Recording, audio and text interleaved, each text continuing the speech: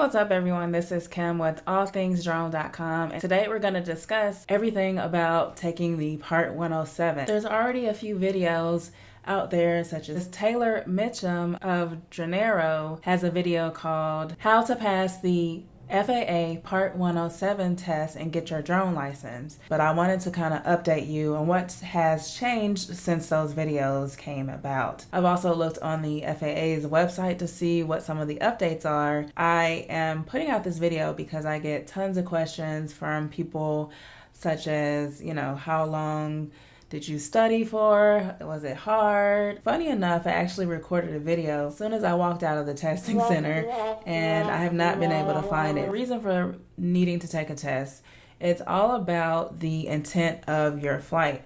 If you're looking to make money, there's always a debate, but if you're intending to make money with whatever footage you capture with your drone, you need to get a Part 107.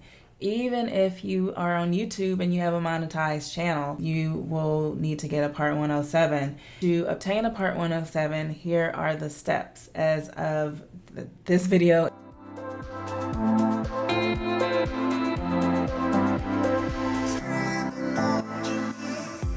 So if you go to the FAA website, here's how you're eligible to be able to become a Part 107 drone pilot.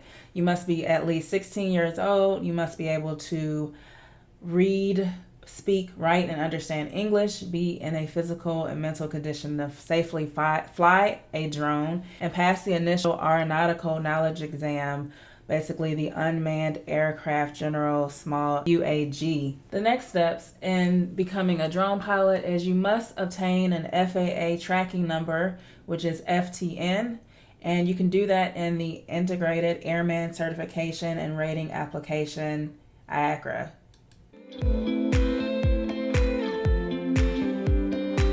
So if you're new here, of course, you would sign up and register as an applicant. Once you read the terms and service, you agree and continue. Then you'll fill out the information, such as first name, last name, and then you'll create a login and password, and then you create register. I'm not going to go through that because I've already done that. Then once you do that, you'll get an email with your FTN number, which you're going to then use to set up testing.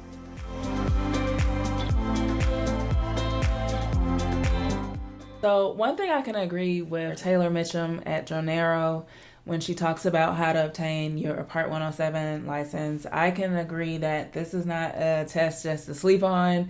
This is not just go in there and wing it. You want to make sure you actually study. There are several study guides. I went to YouTube University and used the free information that was out there. There are paid courses. I will say that everyone told me to go to Tony and Chelsea Northrup's YouTube channel because that's what was recommended at the time. That video that's very popular is really outdated, and I'll tell you some of the changes since even I've taken the exam, what's changed. As far as how long did I study for the Part 107, I would say roughly, I started looking at everything maybe that same month that I had scheduled to take the test, and really got serious maybe for the 2 weeks, leading up to taking that test. I was even studying literally until before I walked into the test. Let's talk about some of the changes that have occurred since many of us, or some of the videos that have been put out about the Part 107 has occurred with some of the topics that are discussed on the test. So on the FAA website, it says changes to testing for a remote pilot certificate with small aircraft rating. So this is as of April 21st, 2021. The following testing topics will be placed on the knowledge test as of April 6, 2021. Operations over people, remote identification, and night operations. If you look at free resources that aren't from the FAA and then, it's outdated, that's why you're going to see these new topics integrated into the test versus they probably are not on some of these outdated videos. So if you see a video that was prior to maybe the beginning of 2021,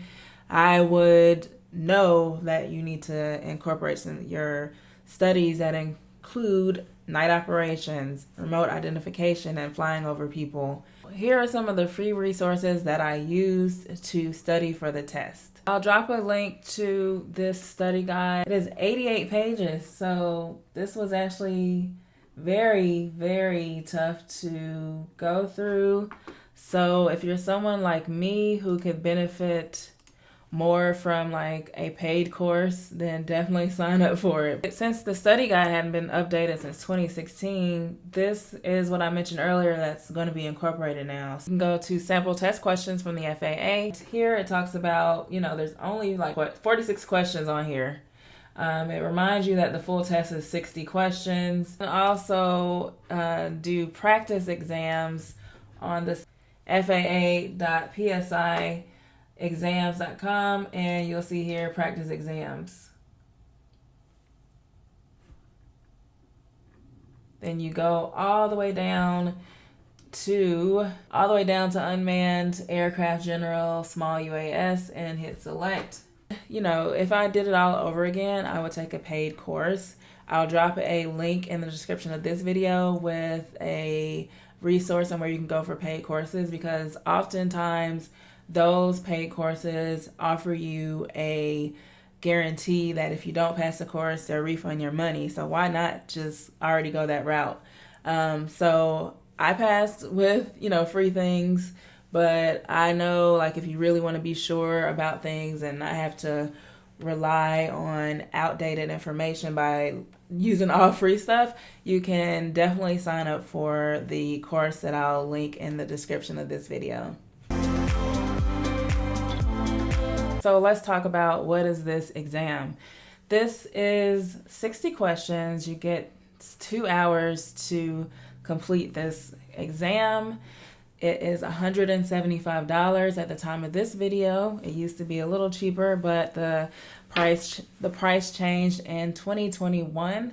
And you schedule this exam, you go to a testing center. Can't take anything in there. You can either leave your phone with them, or I left my phone in my car, so I literally just had my keys. And you go into this room. In my room, there was maybe 4 to 5 different computers, and some people were taking different exams. There's probably one other person there that was taking the same exam that I was. I really used those full 2 hours. It's not really a test to play around with. It's just something that I did. Everyone is going to be testing differently, but I needed those full 2 hours. When I went in there, I was like, I'll be out of here in no time. And no, that did not happen. So I get a lot of questions of, what is the Part 107 test tough? Depends on what you used to study and who you are, is how your test taking is. I will say, anyone can get a different sample of 60 questions. So although I didn't have a lot of sectional chart questions on my test, someone else may have. It's all randomized. Someone is going to get a different set of questions. I will say, don't study the practice exams to a T with the questions, because you might not see those questions at all on your actual test.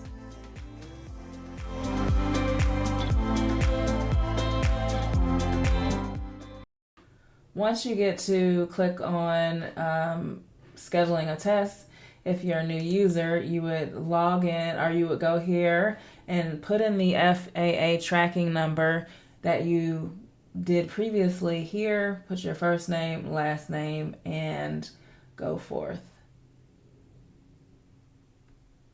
And it's important that the information entered must be an exact, match on what you entered in IACRA earlier. So I'm not going to go through this because I've already done it, but let's see if I can show you. Okay, so once I'm logged in and created an account, you're going to look for basically the Unmanned Aircraft General Small UAG. Select that. Please ensure the described exam is what you wish to take. If you select the wrong exam, pay for it and do not cancel more than 24 hours.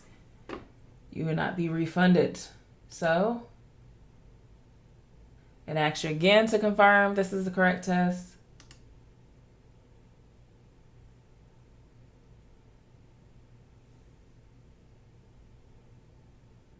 Because I've already taken the exam, it's populated that I've already attempted it. It asks you if you need an accommodation.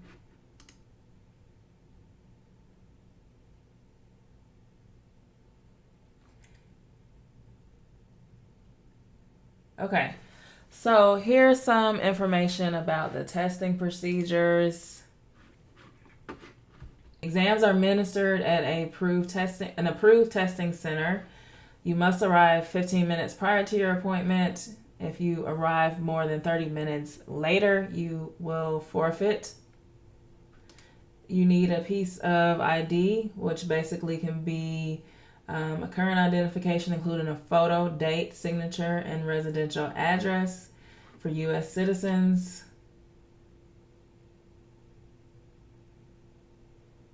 If you're a U.S. citizen or a resident alien, you must present a government-issued photo ID to fulfill these requirements.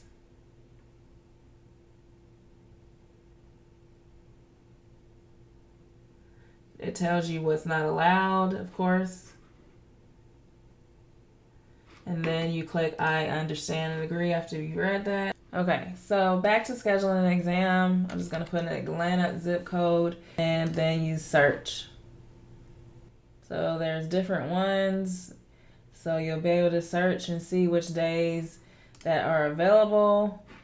I ended up going with a center that was near me and actually offered Sunday testing because, like I said, I was working my full-time job. Sundays is what works for me. So you take the test. You're going to find out right then and there if you passed it or not. They will provide you with a document that has your knowledge test exam ID, more information on basically your test results and things like that.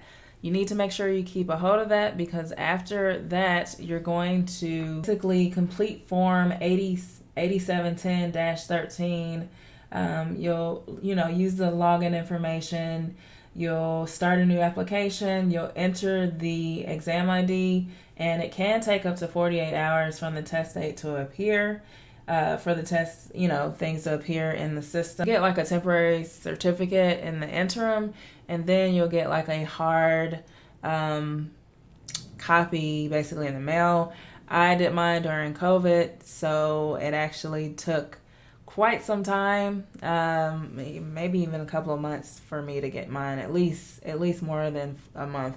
So just keep that in mind, but you will have that temporary, that one that you can print out and make sure you have it as you're going to go fly. So that's how you schedule and take your Part 107 test.